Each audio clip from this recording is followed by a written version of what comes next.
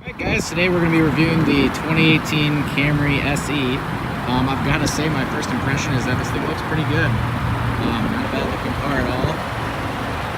It's got a 2.5-liter 4-cylinder that actually gets quite a bit of power. First of all, I gotta say I really appreciate the look of this Camry refresh they did in 2018 is really well done. On styling, I do actually really like the rims that come with this car. They look pretty sleek. I've never been a huge fan of the two-tone, but on the silver it actually works pretty good. It's got these little diffuser fin thingies or whatever you want to call them. They're kind of hard to see, but they're pretty cool, and then a little bit of the same thing below. So definitely a good styling refresh. Taillights look pretty nice. Kind of an aggressive rear end. I actually really like it. Little dual tip exhaust over here, nothing fancy, nothing to get excited about, but it looks fine. Headlights are also pretty nice looking.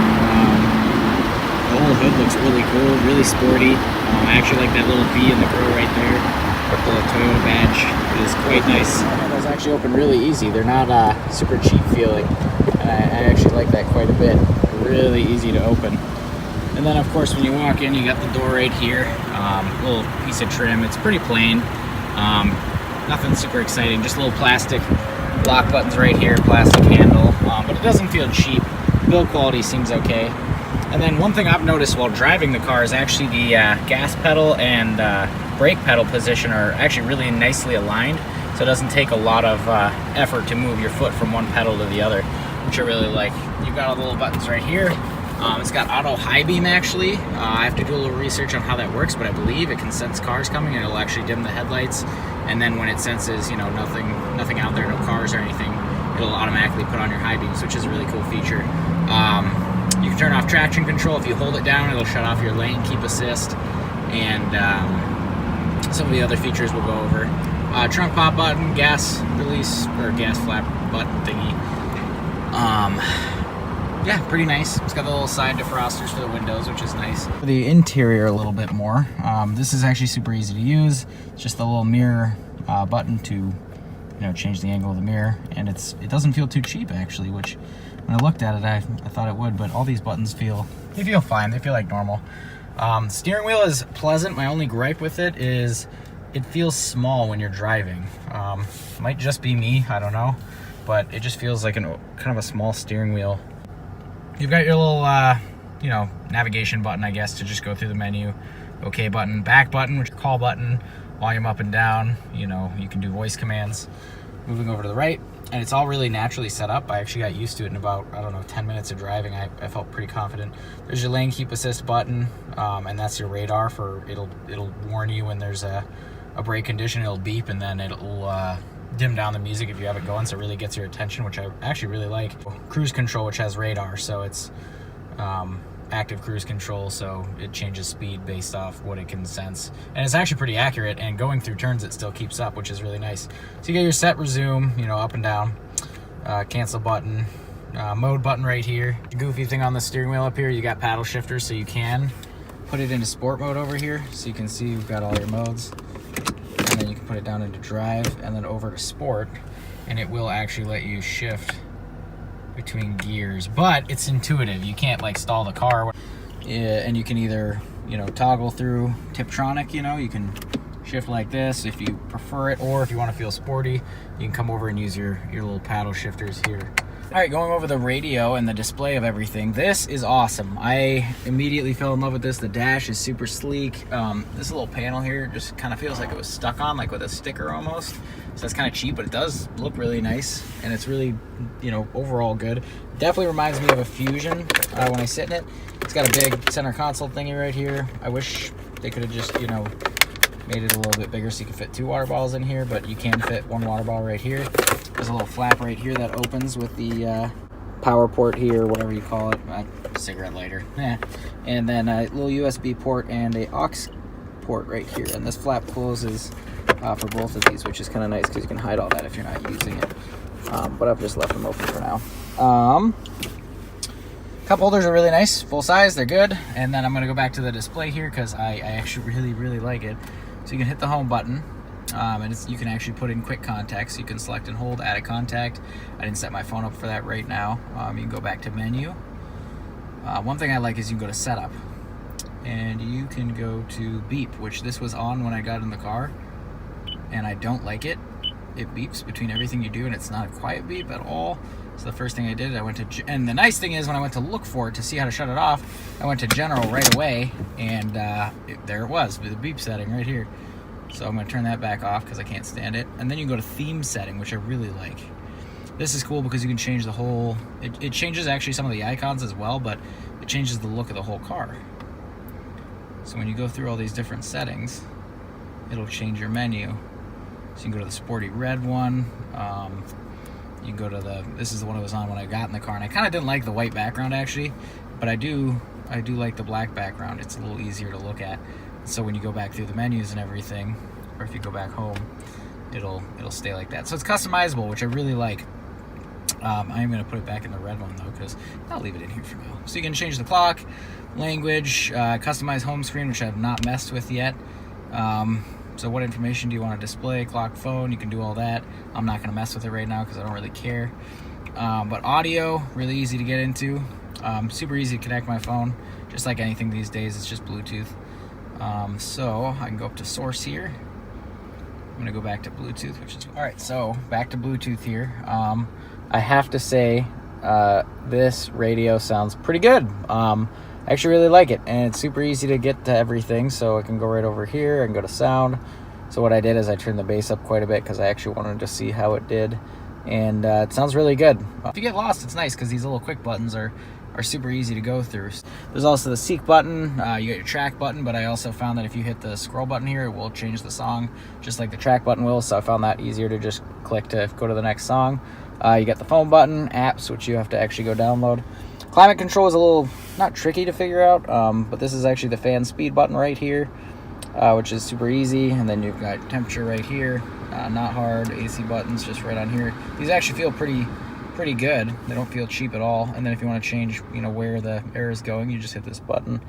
Front and rear defroster. So it's all super easy to use. I mean, I could figure out where everything was in this almost immediately. One complaint I have is I have my bags on the back seat there, and it actually tripped the passenger or the rear airbag thing, so I had to go buckle in all the seatbelts back there, which you can see I have them all buckled in so that it doesn't keep tripping. One of the nice things about the Camry is just all the space it has. I mean, it's super comfortable. I mean, I got my driver's seat exactly where I had it, and I've got a ton of leg room in here. I mean, I can get in no problem. It's super quiet in the cabin here, which is really nice. Everything just looks very sleek. I like it a lot. Looks well put together. I mean, Toyota has some good build quality, and this refresh delivered. Just got the little sunglasses holder up there. Overall, a really good car. All right, so one thing we got to talk about is performance. So this is the Camry SE. It's got the 2.5 liter 4-cylinder motor in it, and it can do 0 to 60 in 7.6 seconds, which isn't terrible. It is peppy. I actually was kind of surprised. I thought this was going to be my normal rental car, which is just terrible. Doesn't work at all, slow, not comfortable. This is great. I was so pleasantly surprised. I actually decided to do a review on it down here with just my phone, so sorry I don't have any awesome GoPro shots. I'll try to get a drive-by later, but we'll go through some more of the features. But the bigger Camry X SE has the 3.5 liter 6-cylinder in it, V6, and that makes over 301 horsepower, I want to say, and that can do it in 5.6 seconds, which is a lot faster and actually pretty good.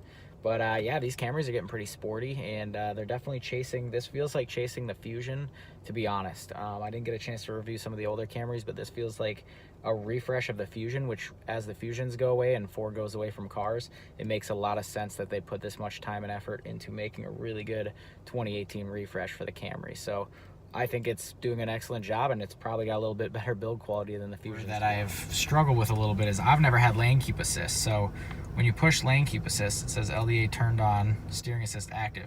Now the way this works is it will not turn for you all the way around a corner, but it'll correct. So as you can see, it's not available below 32 miles per hour. That being said, it's not like autopilot on a Tesla where it can sense the lines and stay between them. This just sees the lines and corrects when you start to go over them. So that way, if you're starting to doze off at the wheel, it'll correct back. You get a little jerk and then beep beep, and it'll wake you up a little bit, and then maybe you can realize you're too tired to drive. But it's lane departure assist is LDA. So lane departure assist, it says, oh my God, you're leaving your lane. If you use your blinker, it doesn't do it. So you can change lanes easy like you're supposed to with your blinker. It won't correct. It'll let you go ahead and do it. So if you hit the cruise control on button right here, it says radar ready. When you hit set, it'll say, you know, LDA is on, and you can shut it off right here with this button to turn off lane departure assist. And then again, you can just shut off cruise right here. It's really cool features, but I definitely have to say, don't use them as a crutch. Radar cruise is great if you're driving through the middle of Iowa at 2 in the morning and you're sick of using your feet or sick of adjusting for that one car out there. But it is, I would not recommend it during rush hour. So I wanted to go over the interior a little bit more just from the other side. The dash is actually really nice looking. I don't care as much for the doors. They are really comfortable seats. I've been pleasantly surprised with how comfortable they are and how well put together this car is. And yeah, again, the cup holders are great. There's quite a bit of storage in here, in your little center console right here. So I mean, there's a ton. I can put my, you know, here's a water bottle right here. You can put a few of them in here.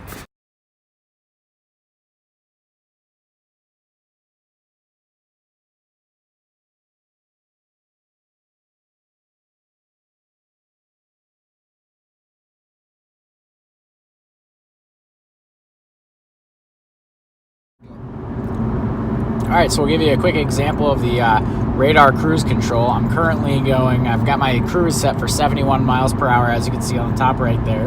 And right now the car in front of me is only going 63. So the radar will follow at, I think, a 3-second. When I count in my head, I get about 3 seconds following distance, which is a good safe distance. And it will kick off, I think, below 32 miles per hour. I'm not willing to risk somebody slamming on their brakes and not reacting.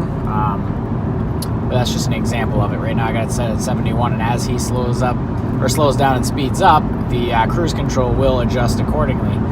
Now I also have lane departure assistance on, which is that LDA setting, and I'll give you a little demonstration on that in just a second here. But it's a really cool feature. So it'll beep and it will correct me back into my lane. So I'll try to see if it kicks on right now. I'm going to drift over to the right a little bit and see if it actually. Yep, and so it will actually correct back a little bit into the lane. So it will actually turn the steering wheel a little bit. Now it doesn't bounce you between lanes perfectly, but it's there to beep to let you know when you're actually departing the lane when you shouldn't be. Now, if I do the same thing and I start drifting to the right, I'll do it once without the blinker here.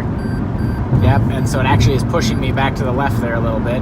Now, and I'm still using radar cruise control, so I don't have to do anything. But now if I use my right blinker and I move over, it won't beep, and then I will speed back up now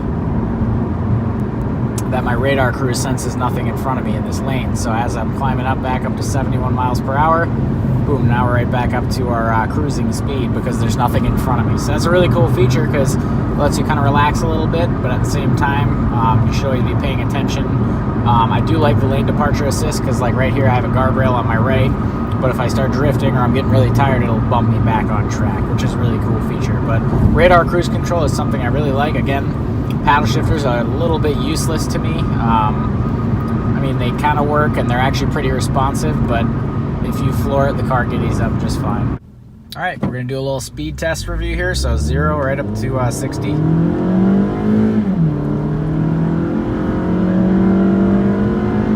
There's 60. And when you go over to sport mode here, so right now I'm in 5th gear, you can actually downshift 4th gear, and I can put it in 3rd. So that helps me get going a little bit quicker if I need to, and then I can actually toggle through to use the gearing.